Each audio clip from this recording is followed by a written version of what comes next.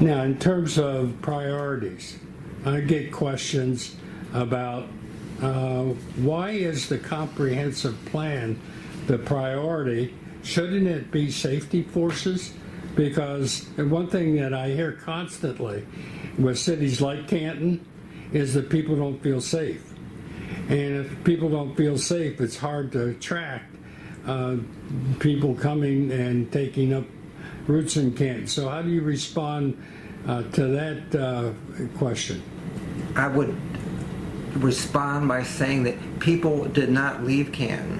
And part of the basic premise, and please always get me back when I start wondering, but again, part of the basic premise of this and the comprehensive plan, and if you read it, the first 10 pages are relatively depressing set of, facts and information and so forth, but the two largest that I always use are, population decline of 119,000 people in the 50s to 71,000 today, and the increase in poverty and all of the things that come with poverty, which includes crime, from the 50s when there was a pretty stable, society and so forth in Canton, to a poverty rate today of probably 35%, with another probably 30% of the people in that secondary level of poverty, single family earners and so forth.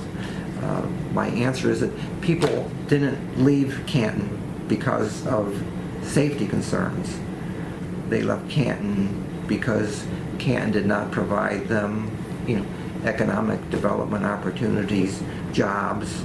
Canton also stopped growing. I mean, one of the errors that was made, and it hasn't been made recently, but it was made probably 50 or 60 years ago, and that was Canton had the preeminent and continues to have the preeminent water supply.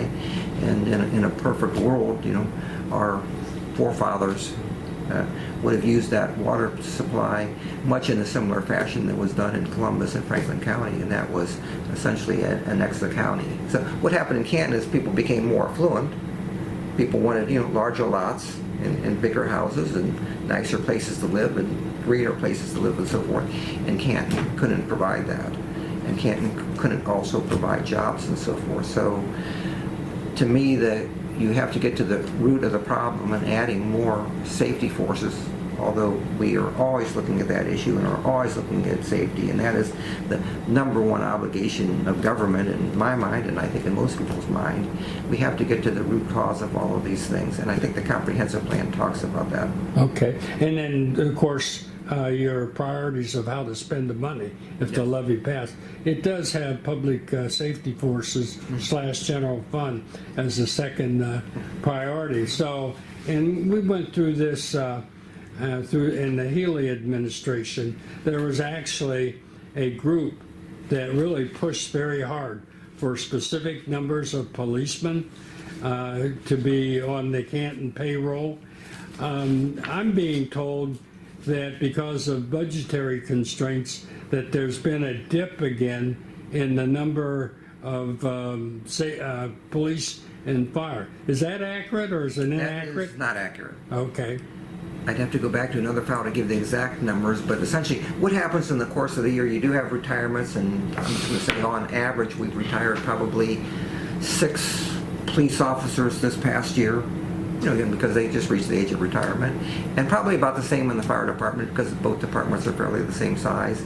We have recently hired, and it may have been 8 retirements in police, but we recently exhausted our civil service list, and within the last 30 days I've sworn in 6 new police officers. So we're almost up to that same level of force that we were, and the only reason that we would need to go a little bit further, or that we haven't already, is because we exhausted the civil service list that was out there, and we have to now create a new one and then vet those candidates. Same thing on the fire side. I think I swore in, and again, it was just to bring us back up to that 144 core number. I think I swore in either 8 or 10 within the last 2 weeks. So that has not been an issue for us, okay. Our budget. We are maintaining the existing force. The question going forward is whether or not we are going to increase. Okay. And so, as I recall, the target number for the group that I referred to was 175. Are we somewhere in that neighborhood right now? I think on the police side we are at 161, and again, we can take a break and I can grab a No, file. no, But I actually have those I'll numbers look that and up. I check on them. I don't want to confuse fire with police. And Right. so forth. But no, we're not at 175. I'm thinking Is that an 160 or optimal? 161. Is that an No. optimal number? No, that was just a number that was, kind of pulled out of the air and utilized. I'm not sure if the city was at some point in time at 175 or whether they were or not. I really do not know that answer. I don't know that anybody's ever done a study, and depending on how you police and how you utilize them and a variety of factors, I don't know that there is any fixed number for a city like Canton or for any other place. That was a number, again, that was Bruce Nordman, who, again, is a leader of one of our neighborhood associations. I talk to him fairly often. He was a regular visitor, if you'll recall, at the commissioner's offices Right. as well. Because you remember specifically very what well. I'm Sure, talking wear a about. badge, Yeah. 175 Right, and so right, forth. right. So I understand that campaign and so forth, but that is not the kind of campaign certainly that drives me to say we have to have 175. Okay. I mean, it's my job in conjunction with the safety director, in conjunction with the chief of police on that side to determine what our needs are and attempt to satisfy those as best that we can.